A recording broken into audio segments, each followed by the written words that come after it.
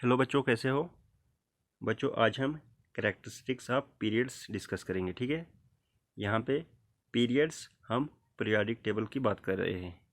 ठीक है, तो आइए शुरू करते हैं। पीरियोडिक टेबल में जो हॉरिजॉन्टल्स रो होती हैं, ठीक है, उनको हम पीरियड कहते हैं। ठीक है बच्चों,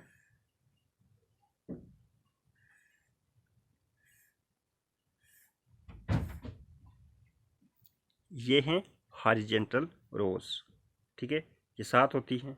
ठीक है, इनको हम पीरियड्स कहते हैं। अब वर्टिकल कॉलम्स वो ऐसे होते हैं। ठीक है, उनको हम ग्रुप्स कहते हैं। ये आगे पीरियड्स और ये आगे ग्रुप्स। ठीक है, ग्रुप्स 18 होते हैं। ठीक है, और पीरियड्स 7 होते हैं। ठीक है बच्चों, ये थी छोटी सी इंट्रोडक्शन पीरियोडिक टेबल की। मैं दोबारा रिपीट करता हूँ। पीरियोडिक टेबल में हॉरिजॉन्टल रोज जो होती हैं उनको हम पीरियड्स कहते हैं। ठीक है, और जो वर्टिकल कॉलम्स होते हैं उनको हम ग्रुप्स कहते हैं। ग्रुप्स हमारे पास 18 हैं और पीरियड्स हमारे पास 7 हैं। ठीक है, इस टॉपिक में हम डिस्कस करेंगे वैलेंस इलेक्ट्रॉन्स,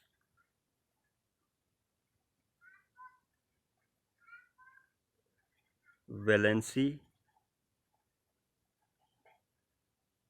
फिर एटॉमिक साइज,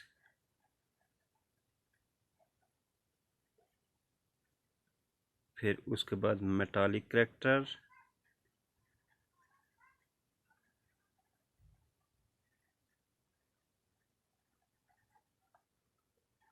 फिर केमिकल रिएक्टिविटी,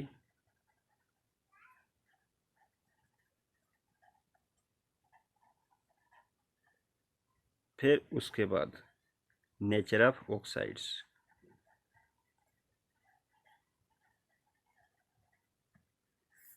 ये वीडियो काफ़ी इम्पोर्टेंट है, इसलिए अंत तक बने रहें। तो आइए वैलेंस इलेक्ट्रॉन्स से शुरू करते हैं। ठीक है,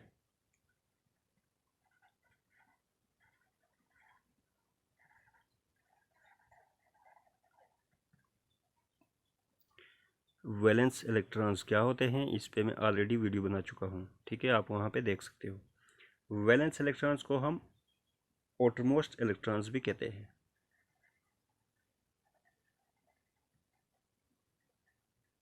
ठीक है बच्चों, अगर हम पीरियड में लेफ्ट से राइट की तरफ मूव करते हैं तो वैलेंस इलेक्ट्रॉन्स इंक्रीज करते हैं 1 से 8 तक।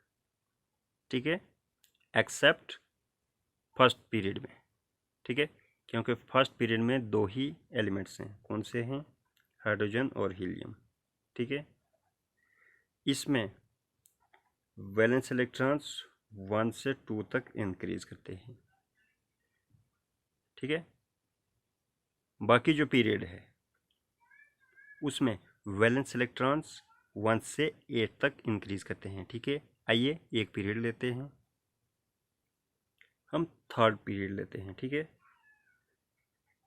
थर्ड पीरियड में है sodium, magnesium, aluminium, silicon, phosphorus, sulphur, chlorine और आर्गन।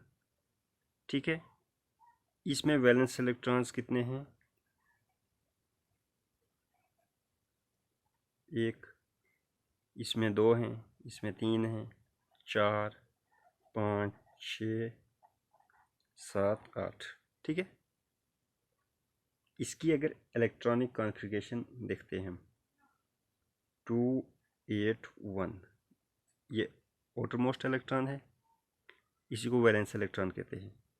इसकी electronic configuration 282, 2 valence electrons, 283, 3 valence electrons, 284, 4 valence electrons, 285 5 valence electrons, 286 6 valence electrons, 287 7 valence electrons, फिर लास्ट आर्गन में 288 8 वैलेंस इलेक्ट्रॉन्स। ठीक है, ये जो आउटर मोस्ट इलेक्ट्रॉन्स होते हैं इनको ही वैलेंस इलेक्ट्रॉन्स कहते हैं। ठीक है, पीरियड में वैलेंस इलेक्ट्रॉन्स 1 से 8 तक क्यों इंक्रीज करते हैं? क्योंकि यहाँ पे कंटिन्यूस एटॉमिक नंबर इंक्रीज हो रहा है। ठीक है बच्चों, अब नेक्स्ट है वैलेंसी। ठीक है, वैलेंसी क्या होती है इस पे भी मैं वीडियो बना चुका हूँ। ठीक है, आप वीडियो देख सकते हो। यहाँ पे भी हमने थर्ड पीरियड ही लिया है। ठीक है, मैं आपको बता दूँ, अगर हम पीरियड में लेफ़्ट से राइट की तरफ मूव करते हैं, वैलेंसी पहले 1 से 4 तक इंक्रीज़ करती है, फिर 0 तक डिक्रीज़ करती है। ठीक है, तो वैलेंसी देखते हैं। सोडियम की 1 है, मैग्नीशियम की 2, इसकी 3, सिलिकॉन की 4। ठीक है, मैंने बताया था कि फर्स्ट 4 तक इंक्रीज़ करती है, अब डिक्रीज़ करेगी। 3 2 1 0।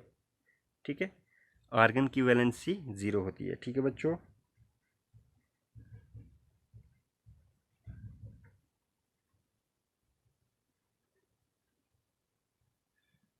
पीरियड्स में जो एलिमेंट्स होते हैं उनकी डिफरेंट वैलेंसीज होती हैं। ठीक है बच्चों, आप यहाँ पे देख सकते हो सोडियम की वैलेंसी 1 है, मैग्नीशियम की 2, एल्युमिनियम की 3, सिलिकॉन की 4, फास्फोरस की 3, सल्फर की 2, क्लोरीन की 1, आर्गन की 0 वैलेंसी है। ठीक है, वैलेंसी से हम ये पता लगा सकते हैं कि कौन सा एलिमेंट कितने इलेक्ट्रॉन लूज करता है या कितने इलेक्ट्रॉन गेन करता है nearest inert gas electronic configuration हासिल करने के लिए। ठीक है बच्चों, इस कंसेप्ट को मैं एग्जांपल की मदद से समझाने की कोशिश करता हूँ। सपोज हमारे पास मैग्नीशियम है।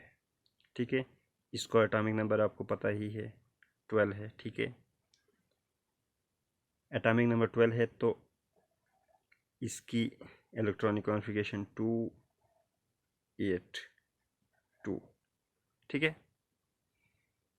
अब ये क्या करेगा, ये जब nearest inert gas electronic configuration obtain करेगा तो इसको या तो ये इलेक्ट्रॉन लूज़ करने पड़ेंगे या इलेक्ट्रॉन्स गेन करने पड़ेंगे। ठीक है, तो इसका नियरेस्ट इनर्ट गैस कौन सा है? नियॉन है। ठीक है, इसका एटॉमिक नंबर 10 है, इसके इलेक्ट्रॉनिक कॉन्फ़िगरेशन 2 8। ठीक है, नेक्स्ट इनर्ट गैस हमारे पास आर्गन है। ठीक है, इसकी इलेक्ट्रॉनिक कॉन्फ़िगरेशन है 2 8 8।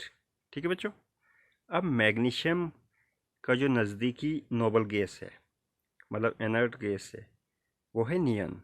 ठीक है, तो ये इसी की इलेक्ट्रॉनिक कॉन्फ़िगरेशन हासिल करेगा। ठीक है, इसकी इलेक्ट्रॉनिक कॉन्फ़िगरेशन हासिल करने के लिए मैग्नीशियम को क्या करना है, ये अपने 2 इलेक्ट्रॉन लूज़ करने हैं। ठीक है, लॉस्ट करने हैं। ठीक है,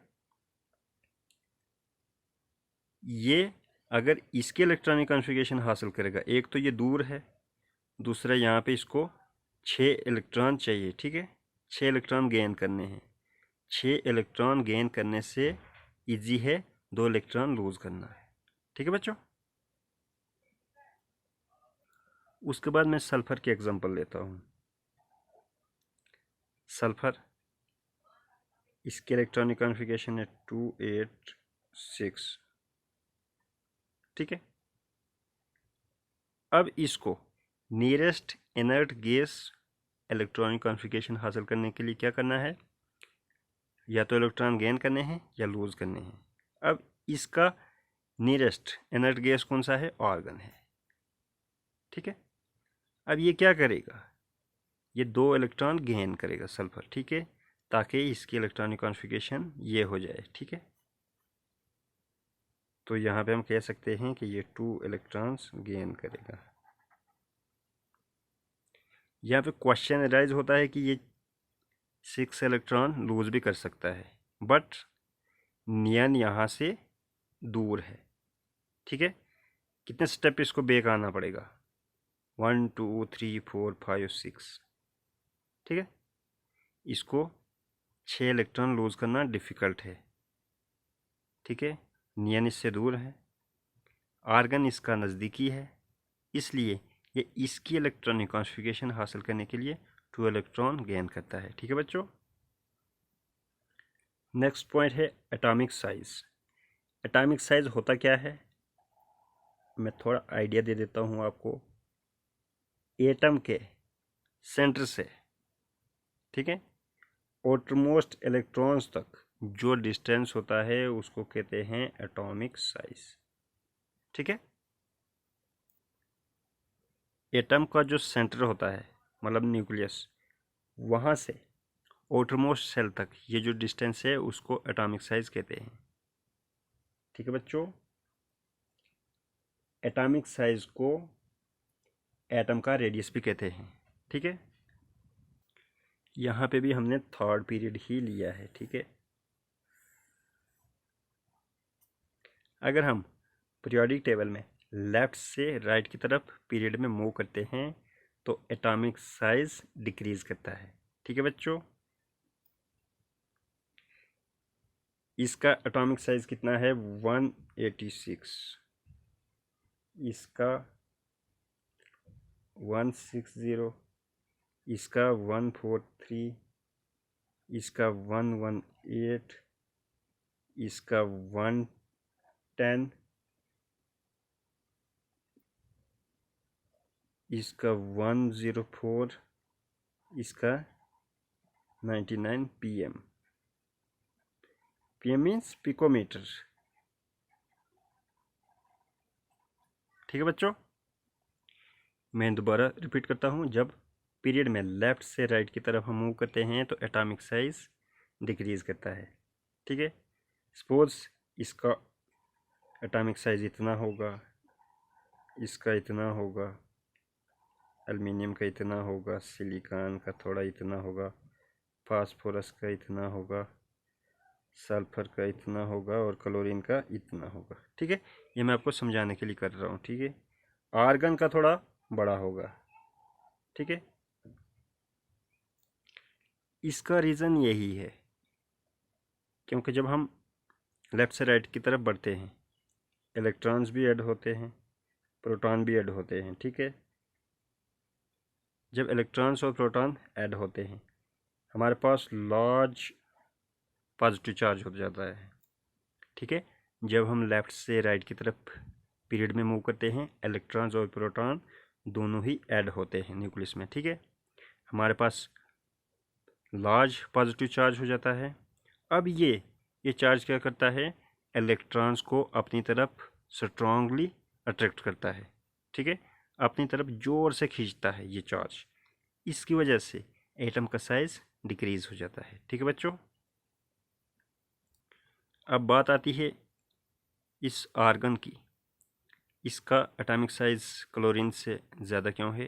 क्योंकि इसका ऑक्टेट कंप्लीट है। ठीक है, वो यहाँ पे इसको स्टेबिलिटी देता है। ठीक है बच्चों।